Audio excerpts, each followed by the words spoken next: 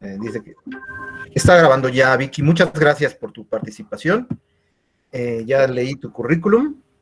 Y bueno, pues bienvenida a esta charla que versa sobre la evaluación formativa con enfoque en competencias durante la pandemia. Así Y es. adelante, Vicky, pues muchas gracias. Gracias, buenas tardes a todos. Pues gracias al doctor Marco Antonio por invitarme a compartir esta plática. Gracias a todos los aquí presentes en esta sesión vía remota. Empezaré diciendo lo que todos vivimos, un momento de pandemia, un momento que ha generado disrupción en diferentes áreas. La educación no ha sido la excepción. A nivel mundial y México en particular, pues se viven momentos de duda, de críticos, difíciles para docentes y alumnos. Por una parte, el docente se pregunta, ¿qué enseño? ¿Cómo enseño? ¿Cómo evalúo? ¿Qué evalúo? Y los estudiantes también, ¿qué es lo primordial que van a aprender? ¿Cómo pueden aprender? ¿Qué aprender? Y este contexto que todos vivimos, pues nos hace repensar y es necesario mencionar que aún antes de la pandemia, la oferta educativa que ofrecían las diferentes escuelas y en los diferentes niveles educativos era ya desigual, poco equitativa. Las escuelas marginadas contaban con pocos recursos, tanto materiales, físicos y humanos. Y si bien recibir una educación de calidad no debería estar condicionado por la cantidad de recursos que una escuela recibe, recursos materiales, las diferentes pruebas censales como Planea, PISA, Excale, que valoran el logro de aprendizaje de los estudiantes, invariablemente reflejaban que las escuelas con mayor marginación, con mayor grado de marginación, como son las escuelas rurales, las escuelas indígenas, las escuelas ubicadas en zonas marginadas, siempre los logros que obtenían eran los más bajos a nivel nacional. Es importante mencionar que esta desigualdad se ha amplificado, se ha agudizado por efecto de la pandemia. Es el día de hoy, no solo los estudiantes que asisten a esas escuelas se están viendo afectados. Muchos alumnos que asisten a zonas urbanas viven en zonas donde el acceso al internet, la conectividad o sencillamente contar con los recursos necesarios para poder llevar a cabo su proceso de aprendizaje son escasos. Es importante pensar y replantearnos, preguntarnos, ¿para qué usamos la evaluación?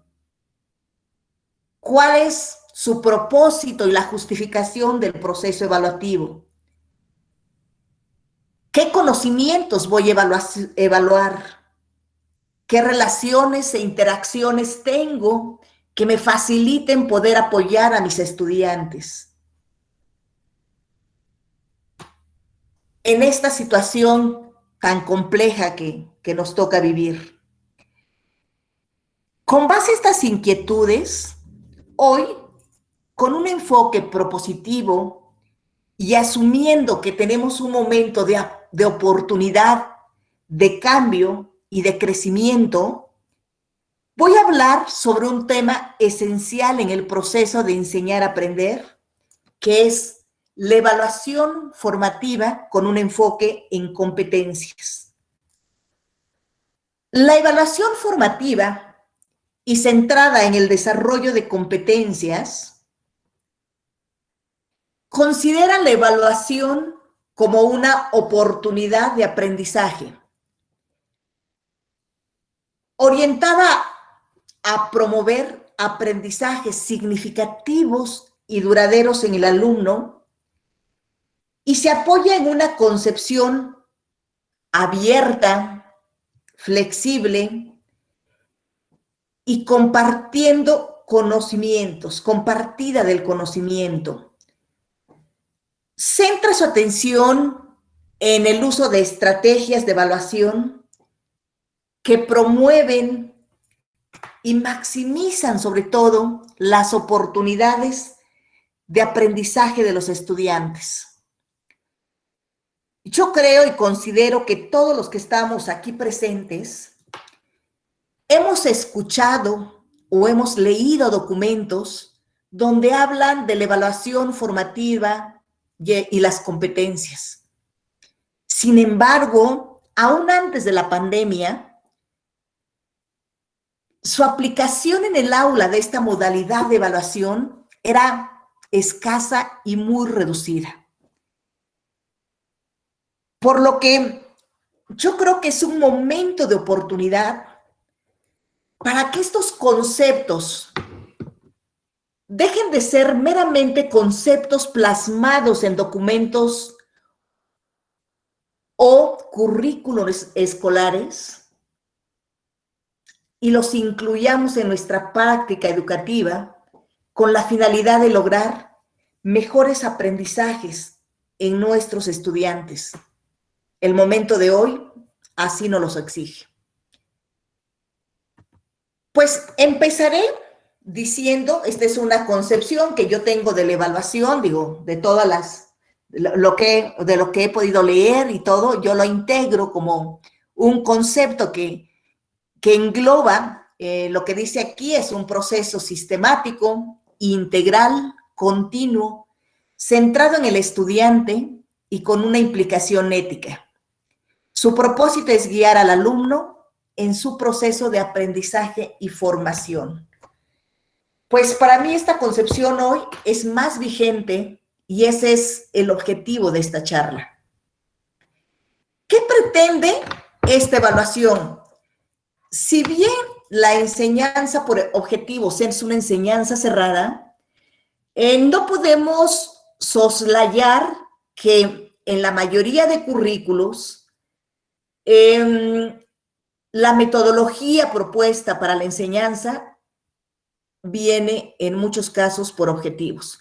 Por lo tanto, en el proceso de evaluación formativo con enfoque en competencias debe tener como eje fundamental, pues alinear los propósitos, los objetivos, las competencias a desarrollar y métodos de evaluación con la intención de lograr mejores aprendizajes en los alumnos.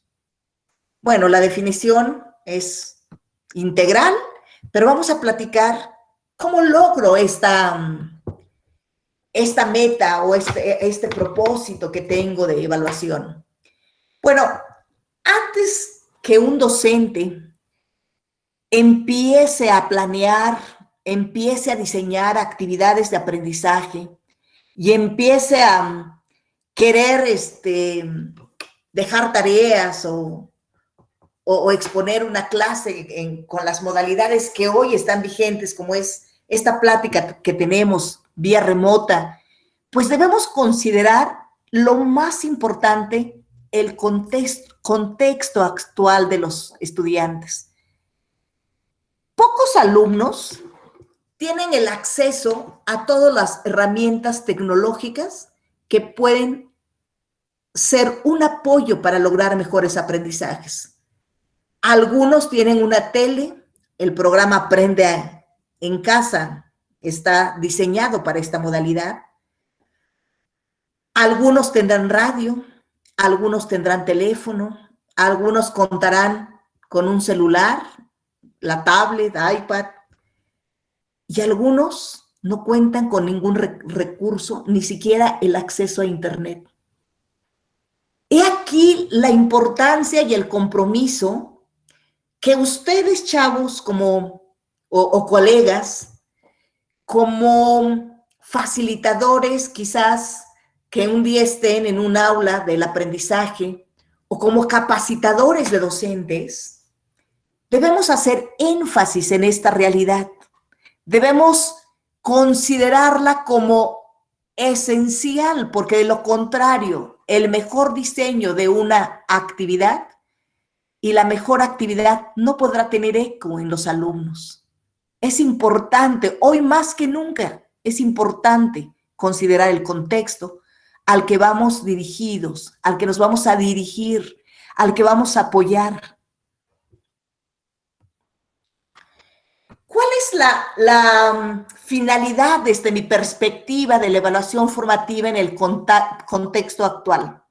Bueno, por experiencia les comento que para mí en este momento no es que deje de tener vigencia todo lo que se hacía anteriormente, pero todo ha cambiado. No podemos seguir actuando igual. Tenemos que considerar lo que teníamos, pero tenemos que tener flexibilidad, tenemos que tener autonomía, tenemos que tener criterio, porque el día de hoy considero que lo más importante del papel docente es motivar al estudiante para evitar la deserción escolar.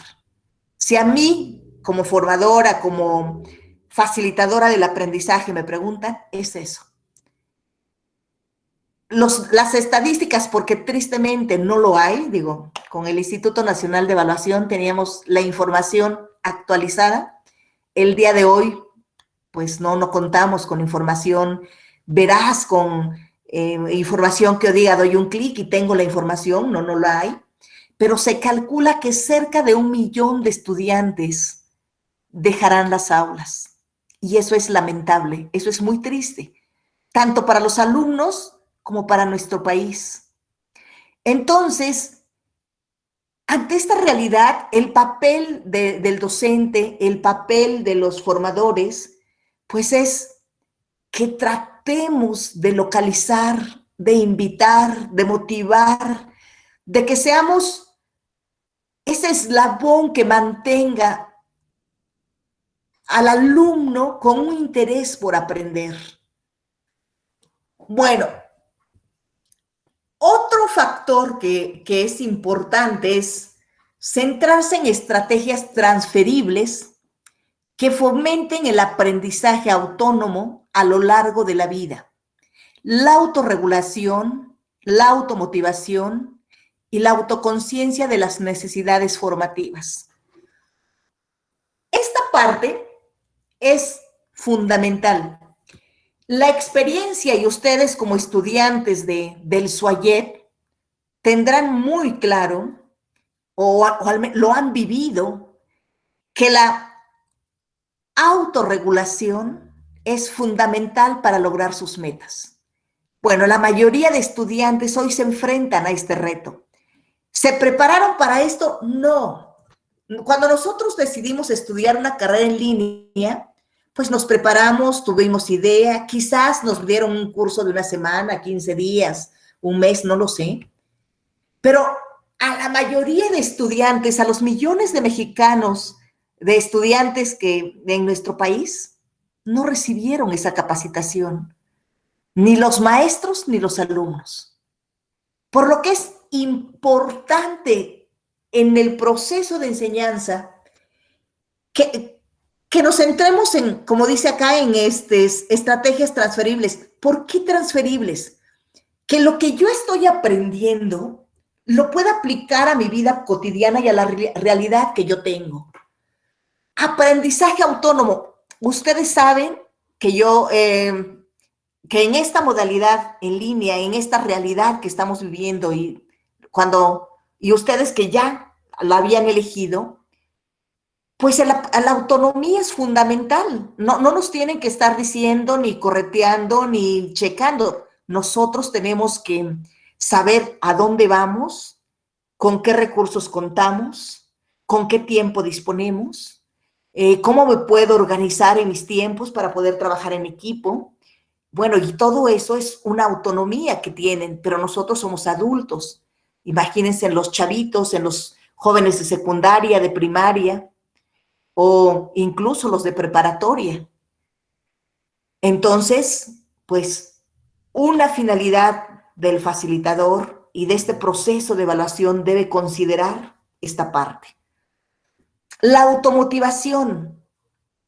El alumno, cuando está acostumbrado a una enseñanza directiva, a una enseñanza centrada en el maestro, en el docente, y de repente se ve cuando él tiene que ser el que tenga que definir, dirigir, buscar información, pues bueno, debe tener una motivación por aprender, debe tener un interés por el aprendizaje. Y si no lo tiene, pues como facilitadores hay que ayudar o hay que acompañar en este proceso. Y también la autoconciencia de las necesidades formativas, el por qué el alumno debe formarse, el por qué el alumno debe aprender, el por qué el alumno debe buscar opciones para mejorar su proceso. Aparte de este punto fundamental es no olvidar los estándares. Es decir, no porque voy a estar en una nueva modalidad que como docente tampoco conozco, pues voy a hacerlo como la realidad lo están haciendo muchos maestros, tristemente, pues ya, evaluar y pasar, no. Realmente es indispensable que con esta modalidad sigamos definiendo criterios y estándares sobre lo que se valorará la calidad del trabajo y el objeto de evaluación. Quizás cambie el objeto de evaluación. Quizás antes el objeto de evaluación era centrar en el aprendizaje logrado por el estudiante. El día de hoy lo voy a centrar para el aprendizaje, no en el aprendizaje, para el aprendizaje. Pero aún en esta situación, los estándares y criterios deben mantenerse.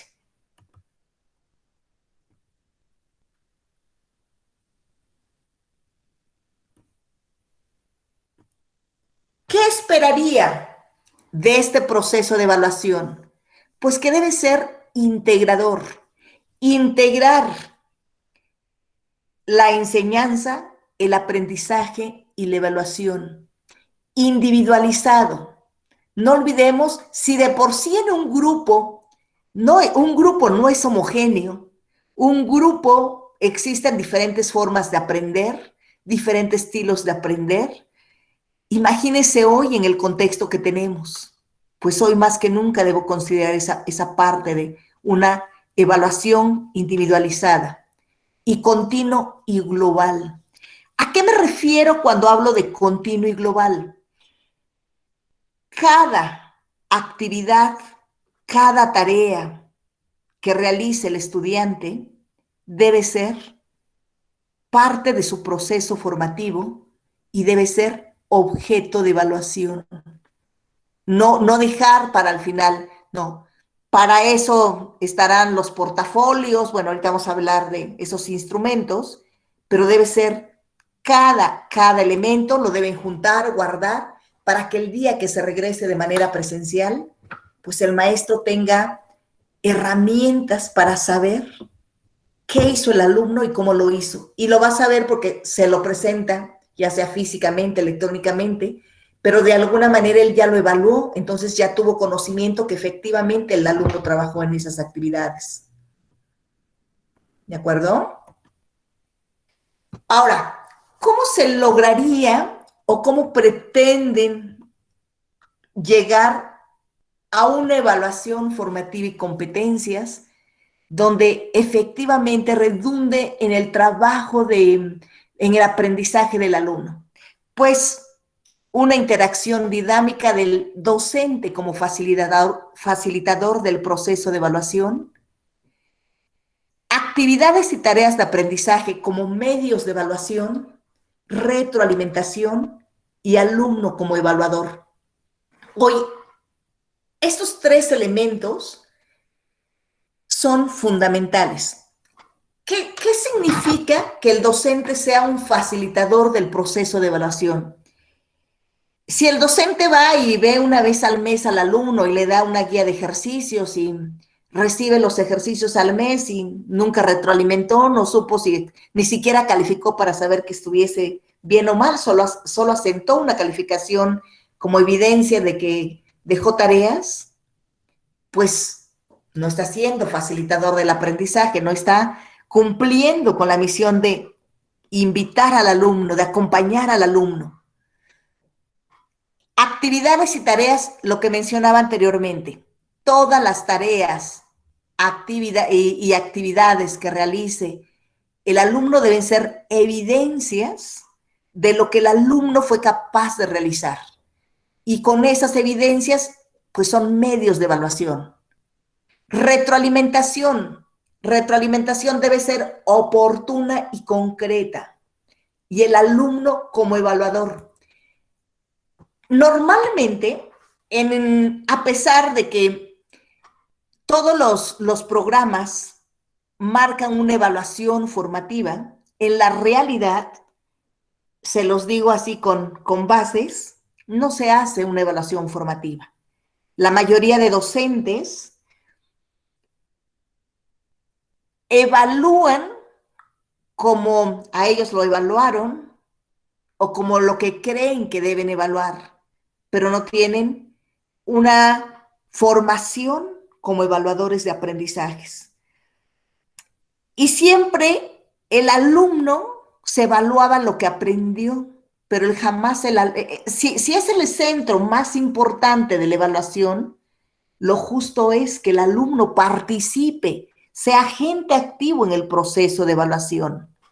Y veremos cada uno de estos elementos. Docente como facilitador del aprendizaje. ¿Cuál es su función? Monitorear y acompañar al alumno. ¿Qué significa monitorear? Pues voy a ver lo que está trabajando el alumno, voy a revisar lo que él está desempeñando, cómo se está desempeñando, cómo va avanzando, qué trabajos está haciendo y acompañarlo en ese proceso. Ahora, el acompañamiento y el monitoreo adecuado puede tener una consecuencia de motivación en el aprendizaje del alumno y motivación en el alumno. En tanto que si yo solo dejo una tarea repetitiva cuando el alumno no tiene ni idea de para qué trabajará, pues lo que voy a lograr es desmotivar, es no verle sentido y no tiene sentido. De hecho, muchos alumnos se están cansando, pero no están aprendiendo. Esa es la realidad en este momento. Porque el docente, muchos docentes son, así como yo, migrantes digitales. Y ser migrantes digitales implica capacitarnos, implica aprender y perder el miedo. ¿El miedo a qué? A equivocarnos. ¿El miedo a qué? A que se nos borre quizás un programa así como estaba hace un momento. Pero esa parte todo es superable, pero necesito un compromiso del docente. La retroalimentación debe ser oportuna y concreta. ¿Cómo se puede llevar a cabo? ¿De manera oral, escrita o a través de recursos audiovisuales? ¿Y cómo lo hago llegar esta retroalimentación al estudiante? Por eso es importantísimo que tengamos claro el contexto en el que se encuentra cada uno de nuestros alumnos, porque de nosotros depende que ese alumno no sea un desertor del proceso formativo que lleva. Puede ser a través de teléfono, vía WhatsApp, a través de multimedias, computadoras, en Drive, en mensajes, en correos, todos los recursos que podemos tener, debemos valernos de ellos para poder llegar al alumno. Ahora, oportuna, ¿por qué? Si yo estoy en un ciclo escolar y mi retroalimentación me lleno de trabajos o de lo que solicité y no reviso y no retroalimento cada actividad hasta el final, ¿fue formativa? Pues ni siquiera sé si el alumno comprendió lo que hizo. Ni siquiera sabré si el alumno entendió, si el alumno logró comprender el objetivo de por qué le dejé una tarea. En ese sentido, la retroalimentación debe ser oportuna, concreta, corrección. ¿Por qué? Porque en el proceso formativo, en la evaluación formativa, es un proceso de ajustes continuos, por eso es continuo y global, porque en cada etapa de aprendizaje que va teniendo el alumno, debe haber reajustes. ¿Qué dominó? ¿Qué comprendió? ¿Qué debe hacer para mejorar? ¿Qué debo hacer para mejorar? Si yo como docente doy una clase vía Zoom y no entendieron y vuelvo a darla de la misma manera, pues no estoy retroalimentando. Ok, no entendiste esa manera, busco otra manera, tengo otras estrategias, utilizo otra metodología. El caso es que pueda llegar al alumno en su proceso de aprendizaje. Como esto va totalmente con enfoque práctico para este momento, chavos, esta evaluación, ¿cómo la llevo a cabo? Todo lo que hemos visto está resumida en esta parte. Recabar la información, se retroalimenta en cada actividad, en cada unidad didáctica, en cada objetivo que cumplí, se hacen los ajustes hacia la mejora y al final es lograr mejores aprendizajes en nuestros estudiantes. ¿Quién evalúa? Bueno, normalmente la forma de evaluar era la heteroevaluación realizada por el docente. En una evaluación formativa es muy importante que el alumno participe en su propio proceso y en el ya sea con autoevaluación, es más, si es las dos, mucho mejor, con autoevaluación o con la coevaluación. ¿Qué significa que el alumno haga una evaluación del mismo? ¿Significa que me ponga 10, que me ponga 8? No. El que el alumno se evalúe implica hacer un proceso de reflexión, un proceso sobre lo que hizo, sobre lo que dejó de hacer, sobre lo que le faltó hacer, sobre lo que le falta hacer y sobre cómo mejorar para lograr mejor aprendizaje. Aquí va el carácter ético de la evaluación. Es algo que se debe trabajar siempre con el alumno y el docente tiene esa parte de responsabilidad. Aquí es una responsabilidad, es una parte donde yo voy a confiar en que tú vas a ser lo más honesto que puedes de tu propio proceso.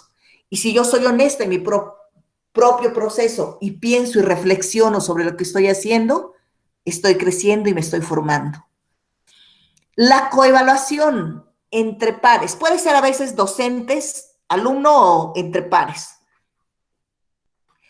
Normalmente el trabajo en equipo, el trabajo ahora vamos a ver una forma de trabajar que es extraordinaria para evaluar, que es el aprendizaje basado en proyectos, pues permite que el alumno no solo crezca en diferentes áreas, sino también pueda evaluar a sus compañeros y igual, carácter ético, porque bueno, si me cae mal un compañero, pues no lo voy a evaluar porque me cae mal, lo voy a evaluar independientemente de mis sentimientos hacia él, por lo que hizo, por lo que dejó de hacer, por lo que propuso, por todo el desempeño que tiene en el trabajo que estamos realizando.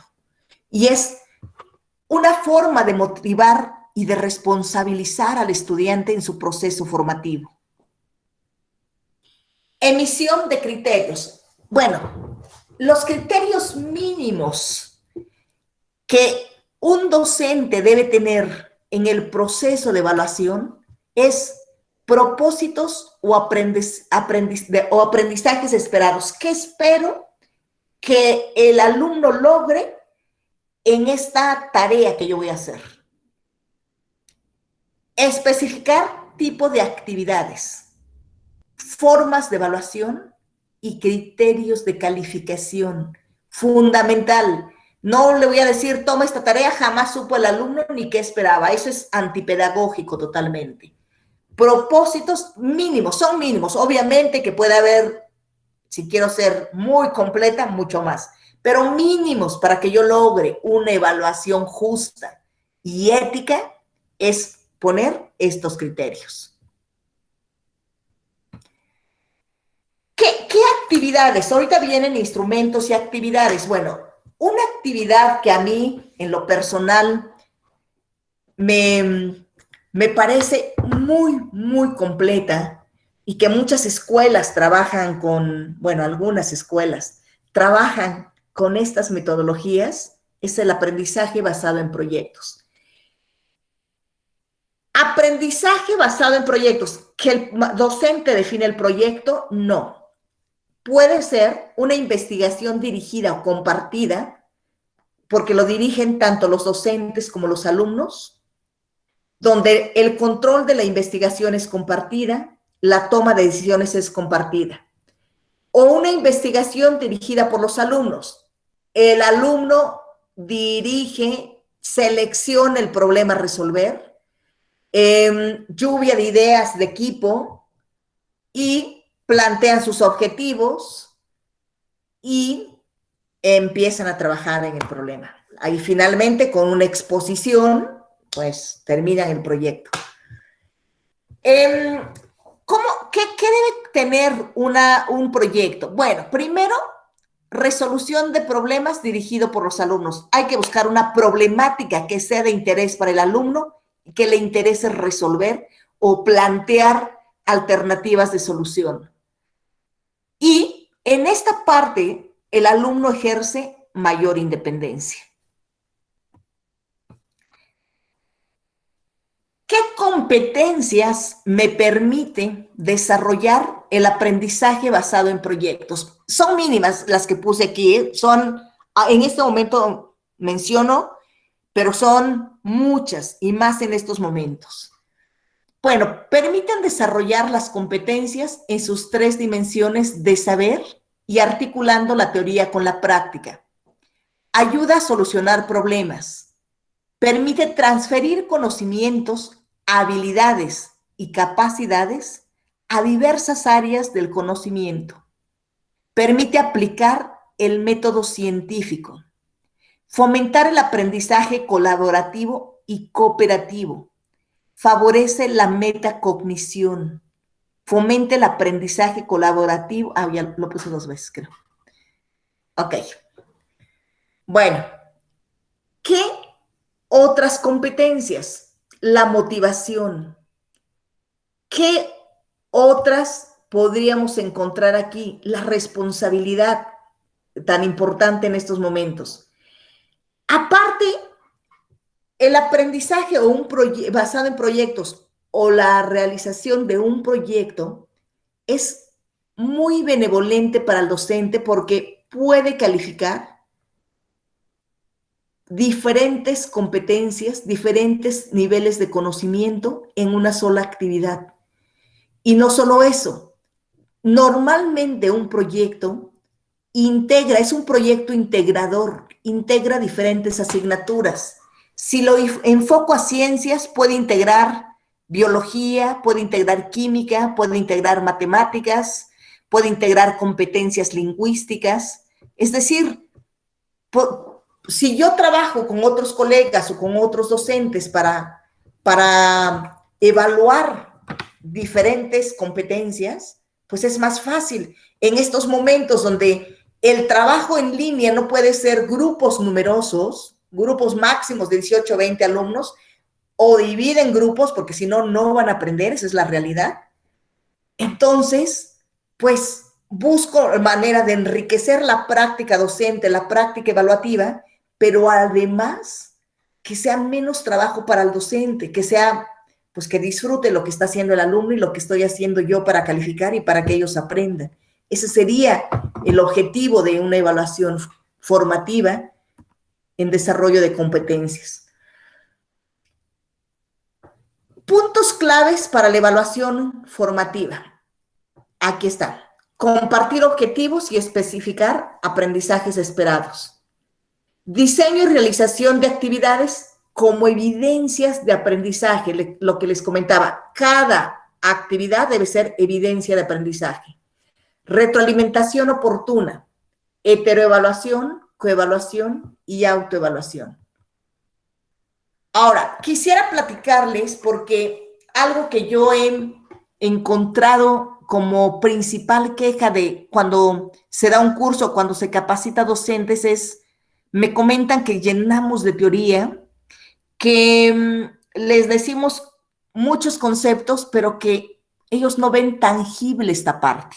Entonces, con base a eso, voy a platicarles un poquito de los instrumentos de evaluación, qué podemos utilizar. Bueno, para empezar, para elegir las técnicas, medios, lo primero que debo considerar es qué voy a evaluar y qué quiero que aprendan mis estudiantes. ¿Cuál es la característica del estudiante? ¿Cuál es la característica de la asignatura que voy a ver? ¿Qué aprendizaje esperado voy a evaluar? ¿Y qué competencias quiero desarrollar? Es fundamental. Los medios para evaluar, las técnicas de evaluación e instrumentos de evaluación. Los medios para evaluar pueden ser pruebas o evidencias que sirven para recabar información sobre el objeto a evaluar. Las técnicas de evaluación son estrategias que utiliza el evaluador para recoger sistemáticamente información sobre el objeto del evaluado. Y los instrumentos de evaluación son herramientas reales y tangibles utilizadas por la persona que evalúa para sistematizar sus valoraciones sobre los diferentes aspectos. ¿Qué instrumento? Bueno, puede ser una lista de cotejo, una rúbrica. ¿Qué técnicas? Bueno, una que puede cumplir con las tres, ¿saben cuál es, chavos? El portafolio. No sé si aquí el doctor Marco pidan portafolio de evidencias. Es extraordinario. Digo, ustedes que están con la tecnología, el portafolio electrónico es excelente. Los instrumentos de evaluación pueden ser orales, escritos, y los que son muy funcionales para evaluar, para una evaluación formativa en el contexto. Todas estas son en el contexto normal, pero el día de hoy, con lo que estamos viviendo, es instrumentos con enfoque práctico. Y son los proyectos, simulaciones, prácticas supervisadas. Ahora, algo que quiero comentar, los exámenes pueden ser en estos momentos, por supuesto. Hay plataformas que pueden ayudarnos a diseñar exámenes de preguntas abiertas, de preguntas cerradas, de complementación. Diferentes exámenes los podemos hacer en este momento. ¿Qué se recomienda en una evaluación en este momento? Que solo sean un examen sumativo y un examen de tipo acreditativo, que mida la acreditación. Lo más importante que podemos hacer en este momento por la realidad que vivimos es el formativo. ¿Por qué? Porque anteriormente teníamos unas competencias básicas que en un momento menciono, pero el día de hoy son muchas. Yo creo que algo importantísimo, sobre todo en niños pequeños, son las competencias socioemocionales, las competencias, la empatía, que es tan importante en este momento. Entonces, las actividades que voy a hacer, pues no son las mismas que funcionaban anteriormente o que tenían la misma funcionalidad anteriormente. El día de hoy tengo que adaptarme a la realidad que estamos viviendo. ¿Qué requisitos deben tener los instrumentos? Bueno, transferibles, que los pueda aplicar, que pueda hacer que lo que hoy aprendí lo pueda aplicar en mi vida cotidiana. Versatilidad, adaptables a marcos concretos y diversos. Concreción, dar información concreta y precisa. Variabilidad, deben permitir obtener información de los diferentes ámbitos del conocimiento. Es fundamental, pero bueno, en una evaluación, en una actividad de evaluación formativa, como son proyectos, como son portafolios, les dan todos estos elementos. ¿Qué información deben cubrir? Conocimiento, comprensión, que el alumno comprenda lo que está haciendo y dónde va. La comprensión es análisis, que sepa discriminar información, interpretar resultados. Explicación, justificar, relacionar y argumentar. Aplicación, actuar, poner en práctica. Crítica, capacidad de análisis, reflexión y razonamiento crítico. Entre otras, por supuesto. Una técnica de evaluación o las técnicas de evaluación centradas en el alumno, es decir, para que el alumno dé su máximo potencial, es la discusión guiada, proyectos y aprendizaje basado en proyectos o aprendizaje basado en problemas también. Los medios que proporcionan información relevante en el proceso de aprendizaje son la rúbrica.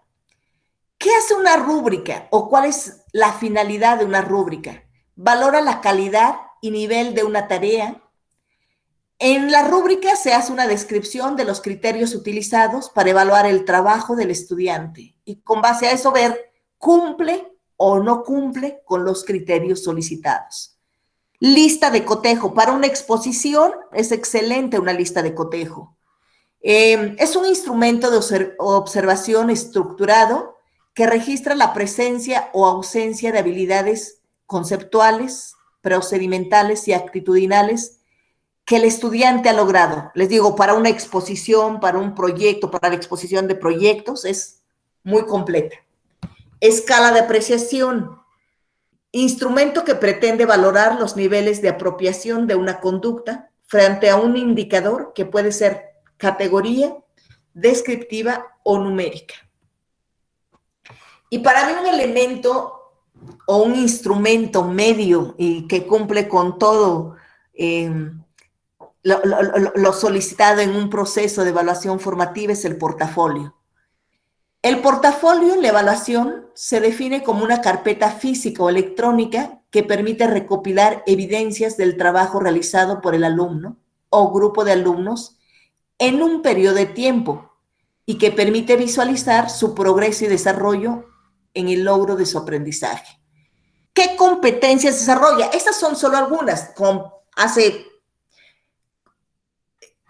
un portafolio implica tener diversas competencias. Estimular la autonomía y responsabilidad, capacidad de análisis y de síntesis, capacidad de organización y planificación, capacidad en el uso de las TIC. Requiere claridad sobre contenido y la estructura. El diseño, como diseño, se debe definir el periodo que abarca, definir si es individual o grupal, los trabajos y materiales que deben incluir.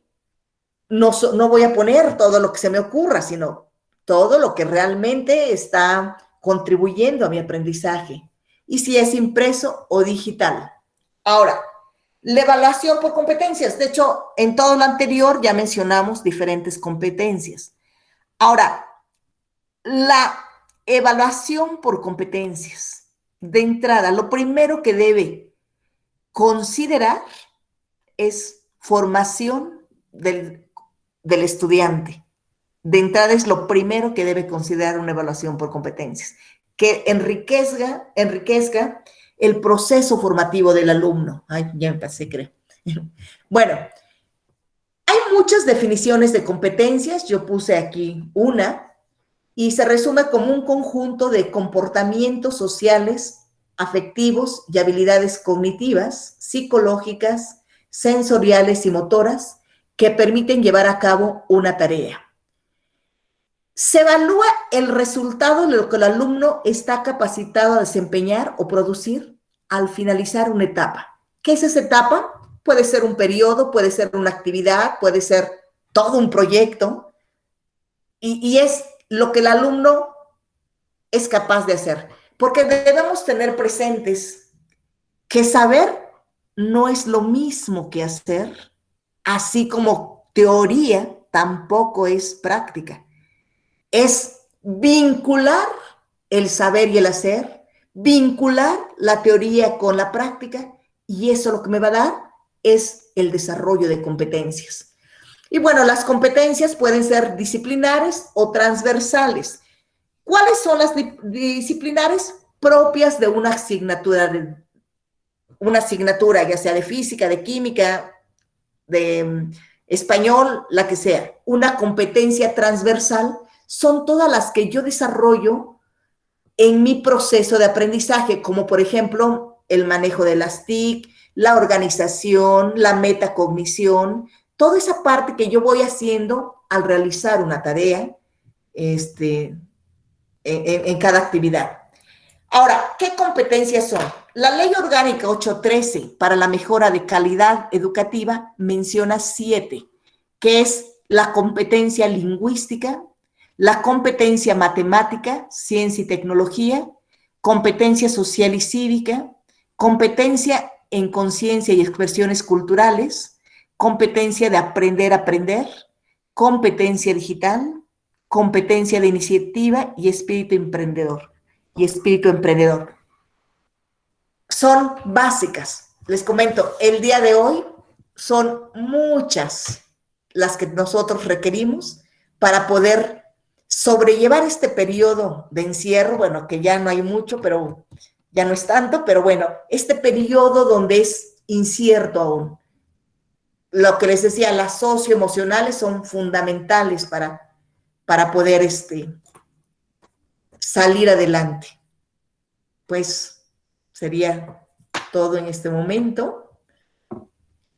Y gracias por estar aquí. Muchas gracias, maestra Victoria Franco, por la exposición que pues yo creo que viene muy a propósito de la situación que estamos viviendo.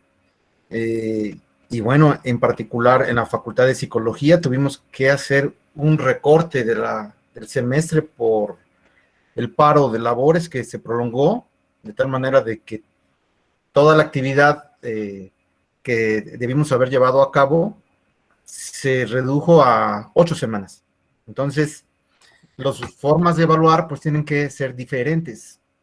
Los trabajos a desarrollar deben ser diferentes. Bueno, vamos a dar pie a preguntas y comentarios y respuestas, porque, bueno, a mí me llamó la atención, si quieres puedo iniciar con una pregunta. Sí. Me llama la atención estas formas de evaluar. Yo siempre he pensado que la evaluación tiene que ser también parte del aprendizaje, y que una evaluación que no abona al aprendizaje de los estudiantes, pues no tiene razón de ser. Puede ser memorística, puede ser, si el alumno pues no le da la posibilidad de ese examen, de volver a recurrir a los conceptos, pues no tiene mucho sentido. Esta evaluación formativa que tú propones está basada principalmente en técnicas didácticas, ¿no? En el desarrollo de productos, de competencias, etcétera, ¿no? Así es. En el caso del psicólogo, ¿cuáles serían las competencias que hay que evaluar, o cómo va variando a lo largo de la carrera? Y desde tu punto de vista, ¿qué técnicas didácticas serían las principales para ir formando en competencia a los estudiantes de psicología? Bueno, yo creo que en los alumnos de psicología, pues los que ustedes hacen, que son Los foros, por ejemplo, es excelente porque, bueno, utilizan los trabajos en equipo que dejan, los trabajos colaborativos, pues desarrollan diferentes competencias porque tienen capacidad de análisis, de negociación, esos son extraordinarias técnicas.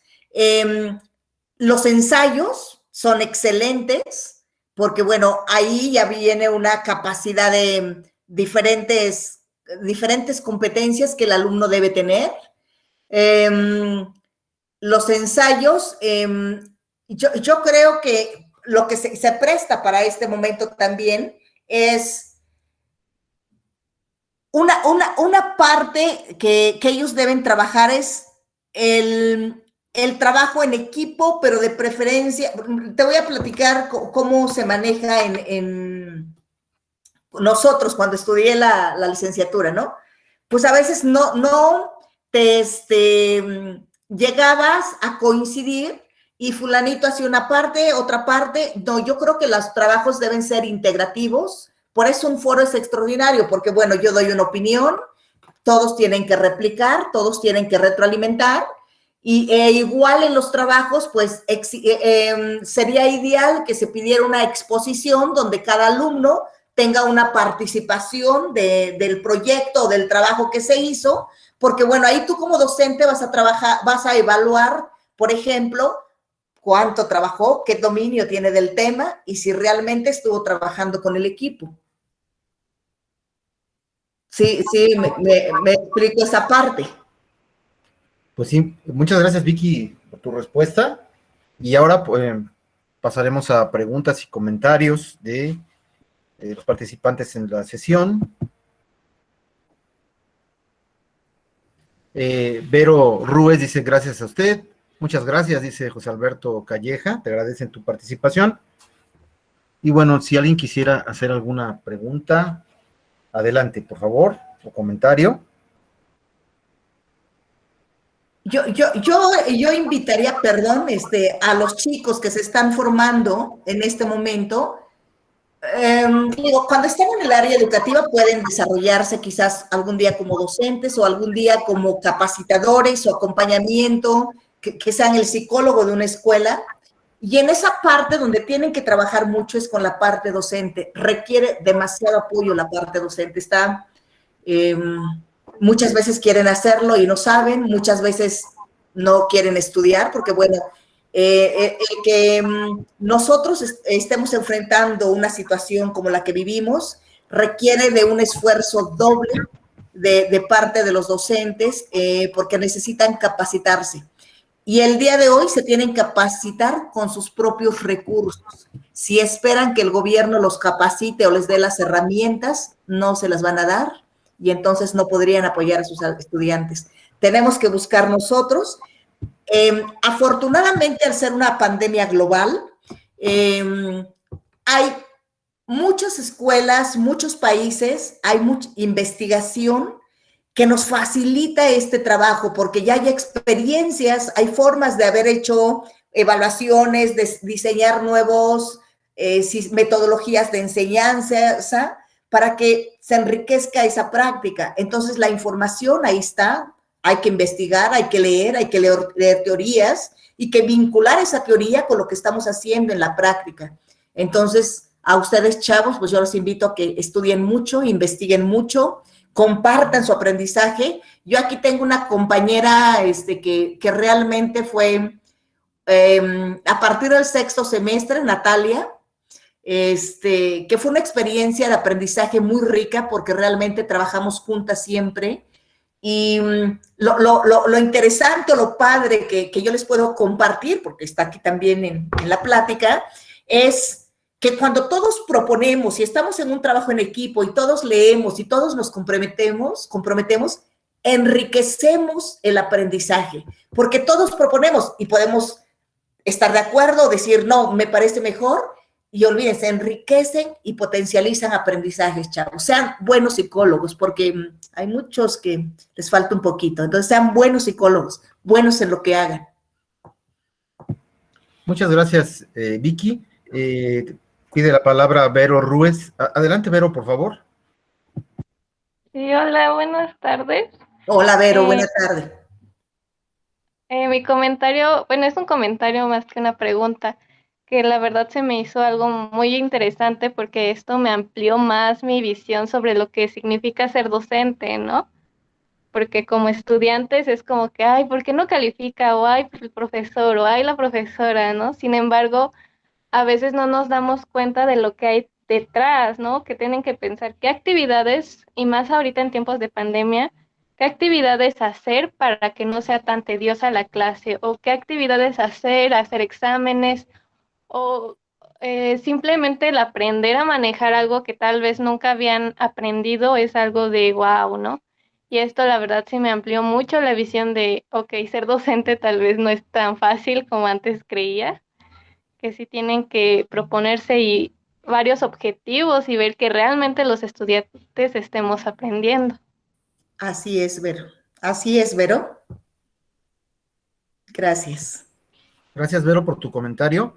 Fabiola Baigorría dice, muchas gracias, excelente información. Y José Alberto Calleja me dice, tenía una duda respecto al aprendizaje. Está muy interesante su pregunta. Dice, tenía una duda respecto al aprendizaje. ¿Es necesario que los alumnos aprendan el conocimiento de la forma canon o ellos deben adaptar el aprendizaje? Yo, a ver si me vuelve a decir la pregunta, por favor. Entiendo que, bueno, Alberto plantea si es necesario que los alumnos aprendan el conocimiento de la forma canon, interpreto que es tal cual, los conceptos, los aprendizajes esperados, o ellos deben adaptar ese aprendizaje. No, no, no. Yo creo que el alumno debe adaptar todos aprendemos diferente. Tú puedes ser un maestro que estás dirigiendo una clase, yo lo he observado, lo he vivido, y tengo 5 o 6 alumnos y yo les di el tema. Y sin embargo, cada uno tiene forma diferente de aprender, de razonar, de estructurar el conocimiento, de manera que uno, cuando le pides los ejercicios, uno partió de una fórmula, otro de otro y otro de otro, pero todos están bien. Y eso es correcto. Eso tiene que ver justamente con que todos aprendemos diferente, todos interpretamos, percibimos diferente. Entonces, el aprendizaje jamás es homogéneo, el aprendizaje es heterogéneo, el aprendizaje es, ¿cómo explicarte? Pues una parte será funcional para mí, otra parte será funcional para ti, y entonces, digo, es el concepto, la forma como lo aprendemos es diferente. Digo, si voy a ver la teoría de Bandura, por ejemplo, bueno, el modelamiento es el modelamiento, pero yo lo puedo aplicar de una manera, entender de una manera o expresártelo de otra manera y otro de otra manera. Sí, sí, me explico a esa parte. Sí, muy bien, dice Alberto, me refiero precisamente a la forma canon como tal cual nos dicen los profesores. No, no, no, imposible. Imposible Imposible, aprender ¿no? así. Eso no sería aprendizaje, es repetición nada más. Pero esta pregunta de José Alberto también nos refiere a un problema, o más bien a una práctica común, que es los exámenes que piden que los estudiantes contesten las respuestas tal como se espera, tal como están definidas. Y entonces se estimula más el aprendizaje memorístico de conceptos establecidos que la reflexión y la incorporación de esos conceptos a la internalización que tienen los estudiantes, ¿no, Vicky? Totalmente, totalmente de acuerdo. Y aquí entra una parte donde se tendría que trabajar mucho con los docentes, es en las taxonomías. Por ejemplo, está la taxonomía, para mí es extraordinario, eso es todo un tema, es un tema complejo, de Marzano y Kendall, donde van los diferentes niveles de conocimiento, si es conocimiento memorístico, analítico. Entonces, toda esa parte, un docente que elabora un examen debe estar preparado y tener las herramientas para saber exactamente qué tipo de conocimiento voy a evaluar y si es un conocimiento nada más de recuerdo, de memoria, que es el nivel más bajo del conocimiento, o yo ya quiero una participación donde venga análisis o incluso aplicación del conocimiento. Y cuando tú elaboras un examen como docente, pues tienes que tener, considerar todos esos puntos para saber exactamente qué nivel de conocimiento quieres obtener, ¿no?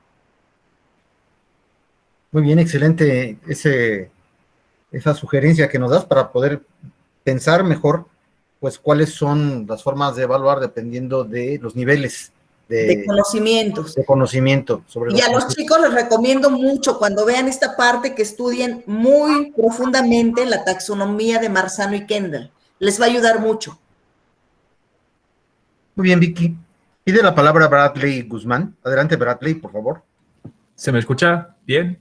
Sí, Bradley. Correcto. Vale. Buenas Sí, tardes. bueno, yo una duda que he tenido conforme al tiempo es si esa parte educativa de la psicología educativa hay personas trabajando en políticas públicas, no solamente dentro de las aulas o a lo mejor no solo, o sea, a un nivel muy pequeño, sino que si la psicología educativa o usted conoce, que trabajan a niveles más grandes, o sea, que realmente estén como elaborando o innovando planes o formas de aprender en instituciones públicas en general a lo mejor. Mira, sí, bueno, ahí te va mi pregunta, tu respuesta en dos partes. Cuando estaba el Instituto Nacional de Evaluación, tenían personal cualificado en general para diagnósticos, para sugerencias, porque ellos no tenían capacidad de decisión, pero sí propuestas para la mejora educativa. El día de hoy, tristemente, la educación es un chiste más, esa es la realidad. No hay, si tú buscas hoy información sobre las escuelas, sobre logros educativos, no la hay. Y el día de hoy, pues, todas esas personas que eran de veras muy buenas, expertas en el tema educativo, pues están en escuelas privadas. Muchos de ellos se fueron a Universidad de Guanajuato porque ellos trabajaban con la parte estructural del Instituto Nacional de Evaluación para mejorar su sistema educativo. Unos se fueron para allá, otros a la Ibero, pero esa parte preparada que tenían donde estaban las personas idóneas y capaces para cada puesto, el día de hoy no se sigue esa política. El día de hoy, pues te diría yo que desconozco quiénes son, porque aparte no hay información. Si tú buscas información en puestos clave del área educativa, no la encuentras. No sé si contesto tu pregunta, Bradley. Sí, entonces, digamos, o sea, la psicología educativa, su principal lugar de inserción es dentro de las aulas como un docente. Pues puede ser, no necesariamente como docente, puede ser como acompañamiento, o sea, como la parte psicológica de la escuela. Yo te voy a platicar, yo integro la parte de psicología, porque bueno, me he especializado ahorita y preparado para la parte clínica, me sigo preparando. El trabajo que tenemos que hacer es mucho. Realmente las herramientas que se nos dan como psicólogos, si tú lo complementas con otras áreas, puedes pues ayudar mucho. Digo, bueno, para mí lo más importante es el aprendizaje del alumno y apoyar a los alumnos. Digo, todo lo demás viene después, pero para mí lo más importante es eso. Entonces, es un trabajo muy, muy, muy gratificante, saber que puedes ayudar, saber que puedes apoyar. Y bueno, yo me he enfocado ahorita, he tomado diplomados de evaluación y enfocado en esa parte como para enriquecer esa práctica. Yo trabajo en el ámbito privado de manera independiente, tengo un centro psicoeducativo. Vale, muchas gracias. Gracias, Bradley. Muy bien, pues no sé si alguien más quisiera hacer algún comentario, ya sea por el chat o levantar la mano para hacer alguna pregunta o alguna duda que haya surgido de esta conferencia. Si no, yo preguntaré, tengo un par de cuestionamientos o interrogantes. Vicky, cuando tú preparas a alumnos, porque también es una de tus prácticas, para Sí. entrar a la universidad, por ejemplo, los alumnos de prepa,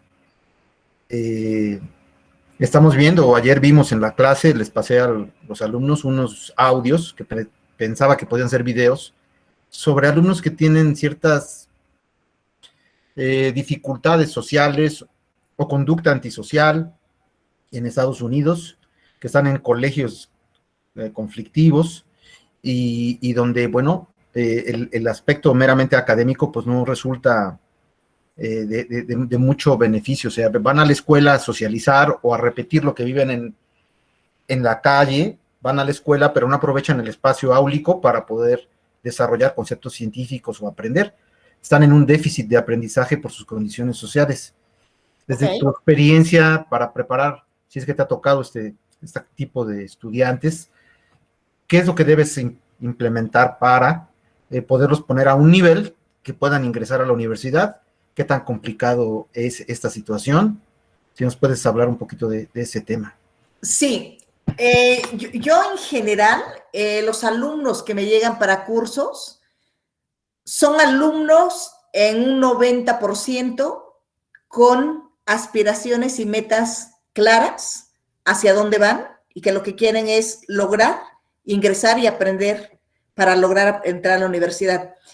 Cuando hay un alumno, mira, yo siempre, antes de que inicie un curso, obviamente con previo consentimiento de padres y alumnos, les aplico un Raven para ver cómo vienen en sus habilidades. Ya ves que el Raven evalúa pues la inteligencia con la que nacemos, porque es para alguien con doctorado o alguien sin educación escolarizada. Entonces, normalmente me da una pauta de las características de los estudiantes y a partir de ahí, cuando un alumno sale muy bajo, pues siempre pido platicar con los padres para ver qué antecedentes traen. Uno que otro ha tenido déficit de atención, otros traen fuertes problemas emocionales de autoconfianza, y eso hace, pues, no que estén mal en sus procesos de aprendizaje, sino que no estén rindiendo al nivel que deben rendir. Entonces, lo que yo hago es trabajar mucho esa parte de la confianza. He tenido experiencias muy gratas de alumnitos que, sobre todo algunas niñas que vienen muy mal en la cuestión, poca confianza, nulificadas totalmente, y conforme ellas van aprendiendo y cuando logran pasar su examen en la universidad, son otras, totalmente son otras. Es un trabajo de diálogo, de confianza y sobre todo que en esos 4 o 5 meses que damos el curso, sin ser tan directivos, pueda platicar y fomentar esa confianza, integrándolos, preguntándoles en el grupo, haciendo que participen, haciendo que expliquen algunas ocasiones, porque ya sé que dominó o puede compartir. Y esa parte, pues se puede trabajar, es un compromiso, digamos, que tenemos no solo con el aprendizaje, sino intentar desde nuestro ámbito y de nuestras limitaciones, pues que el alumno se sienta confiado. Y eso es una parte que se puede hacer, por supuesto. Muy bien, pues muchas gracias por tu respuesta, Vicky. No sé si alguien más quisiera hacer algún comentario o pregunta.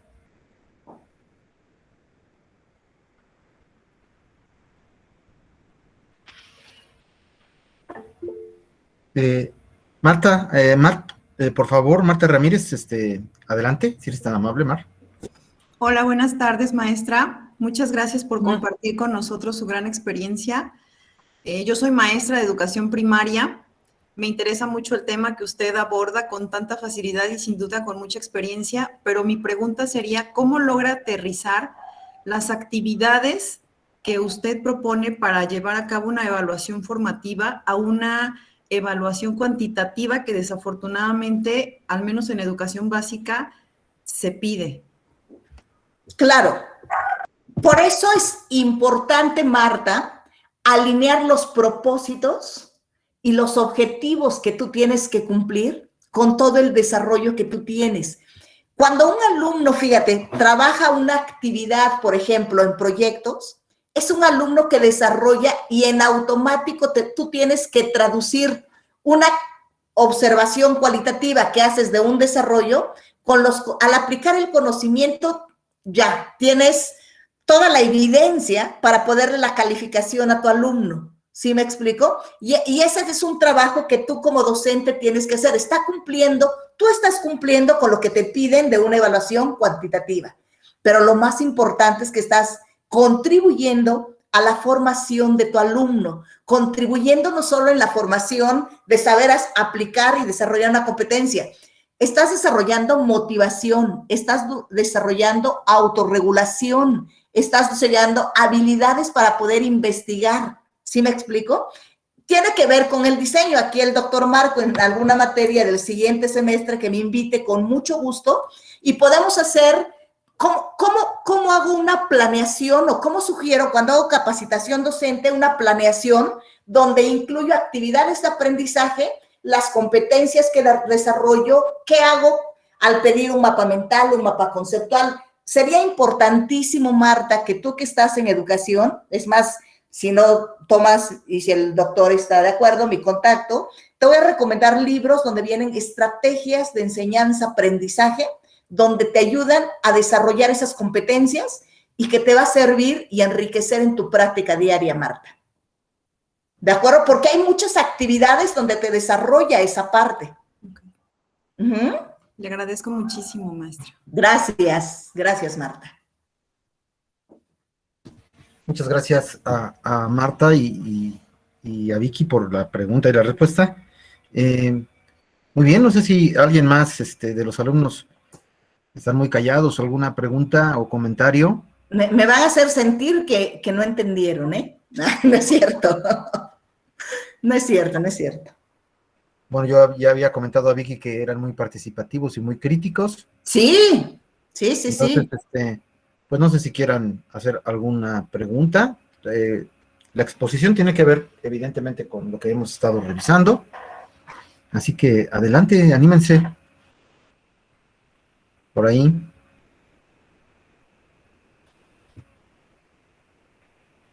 Muy bien, bueno, pues aquí hay una pregunta de María Fernanda Jiménez. ¿Es posible emplear la evaluación formativa con enfoque en competencias en programas institucionales de reinserción social? Sí, por supuesto. Claro que sí, por supuesto. Sí, definitivamente sí. Obviamente hay que adecuarlos, hay que adaptarlos, pero por supuesto que es posible.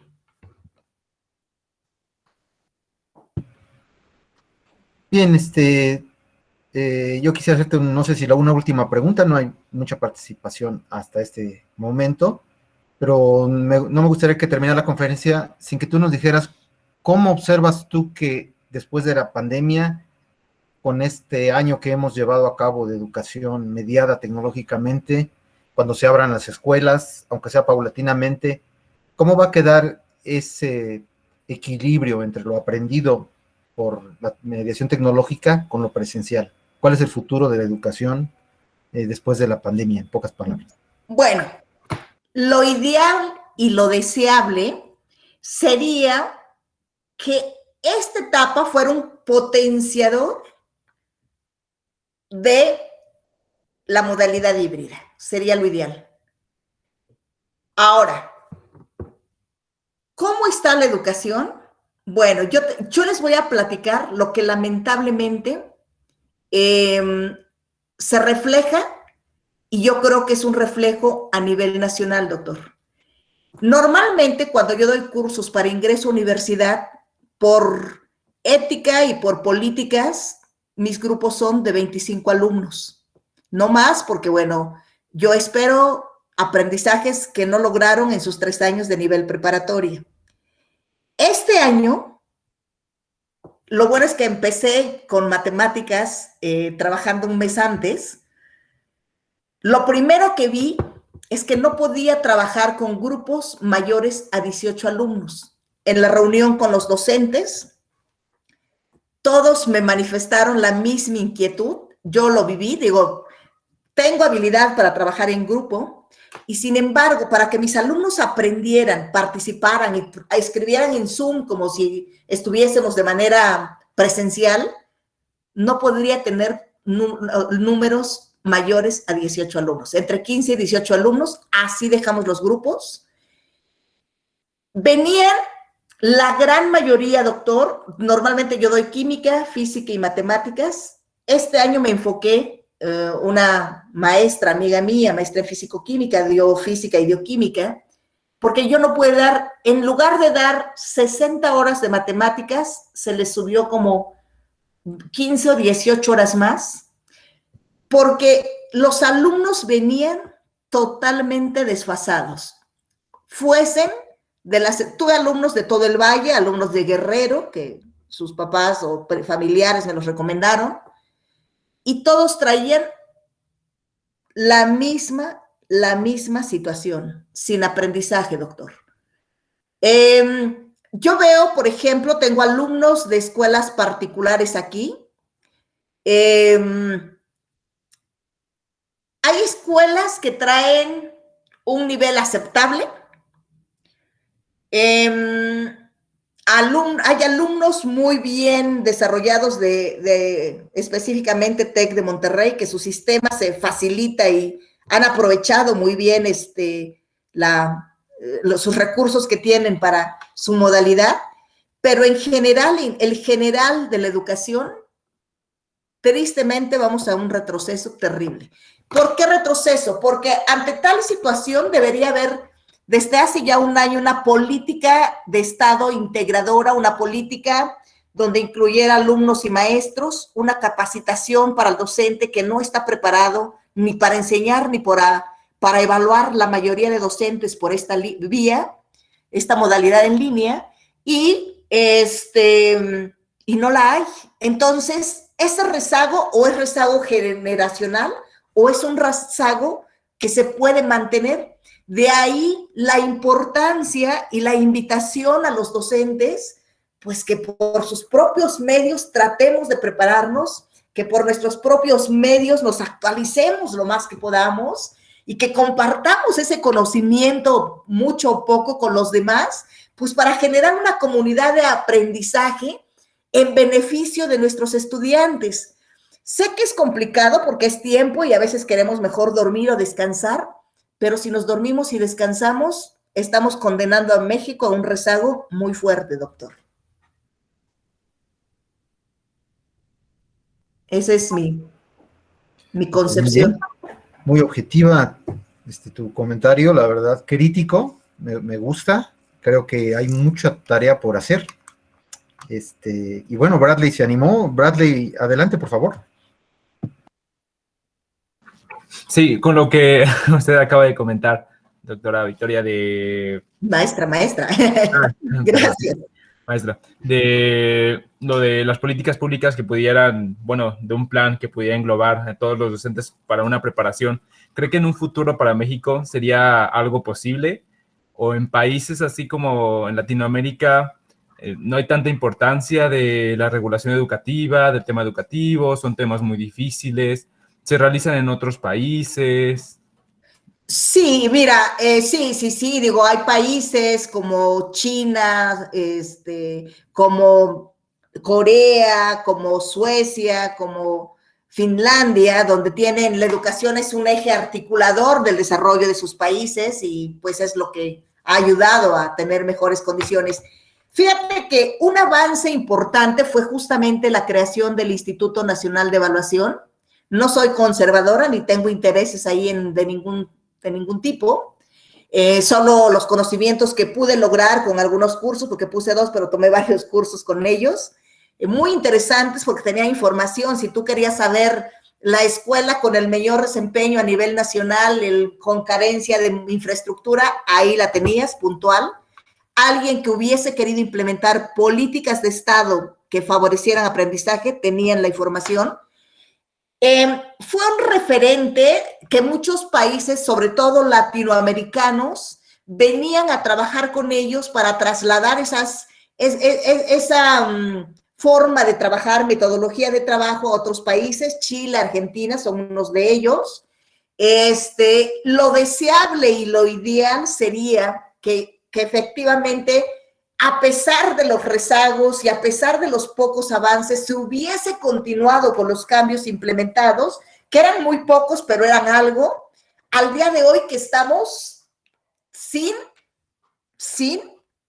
les digo, sin política educativa que pueda ayudarnos. Esa es la realidad.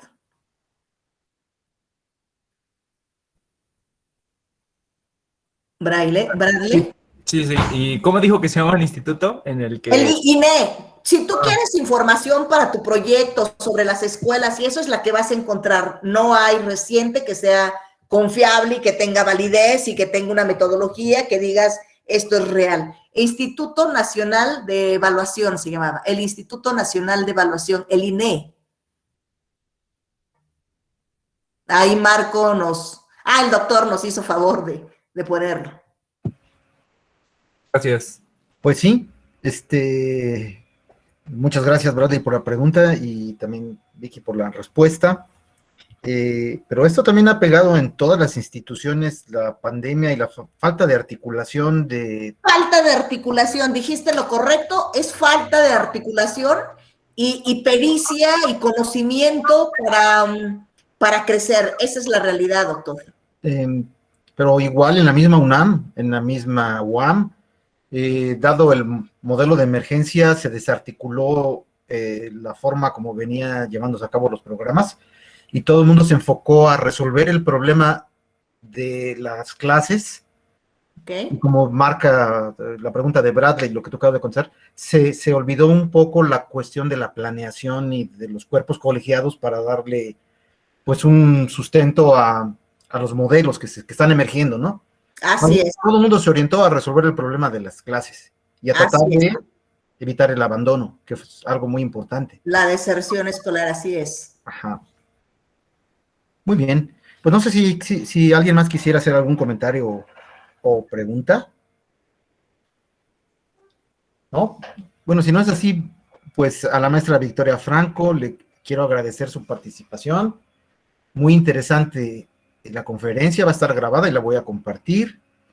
Y bueno, además la manera como pues expresas tus convicciones y la importancia que nos transmites de la evaluación, de la educación, de orientarnos a los alumnos, de apoyar a los estudiantes, de considerar pues las ventajas que podríamos tener a pesar de toda la desgracia que hemos vivido, de aprovechar la tecnología igual y la educación híbrida en el futuro.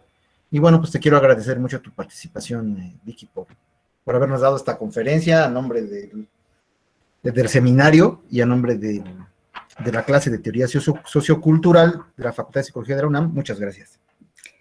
Un placer, doctor, y gracias por la invitación nuevamente. Pues muchas gracias y te haré llegar la constancia de tu participación en breve. Gracias, doctor. Pues muchas gracias y solamente decirle a los alumnos que en esta semana, entre el lunes y el martes, les enviaré un correo, vamos a estar de vacaciones, pero sí es importante preparar las actividades regresando del receso. Entonces, allí les enviaré el correo el lunes o el martes. Y bueno, pues todo el mundo agradece, bueno, hay varios ya agradecimientos, José Alberto, María Fernanda, Vero, Mariana, que te dan las gracias, también Concepción. Excelente participación, Vicky. Y gracias. Bueno, pues, muchas gracias y pues estamos en contacto. Buenas tardes, muchas gracias. Gracias a todos. Excelente tarde. Gracias igualmente. Hasta luego. Gracias. Hasta luego. Gracias.